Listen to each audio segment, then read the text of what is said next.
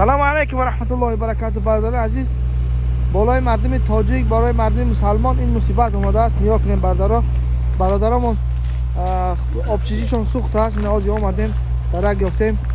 نیا کنیم برادر چند تا این خیلی نکشتگی چی میگنش پژانیکا اومدگی علاوه کشتن نه ایشانی خواهی اومدگی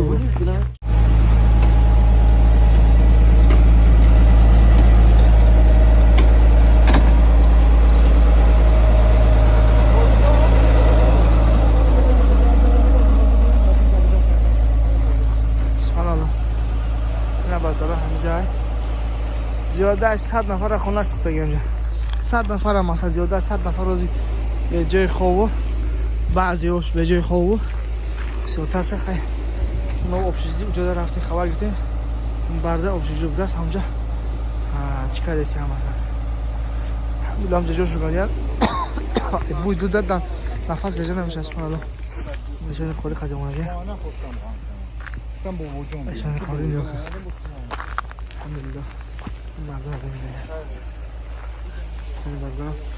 این خونه ساسه چون همونجا درگی سبرد ای پرا بوچه کده ای خداوند در این زمستان هیچ بنده را مصیبت گرفتار نکنه.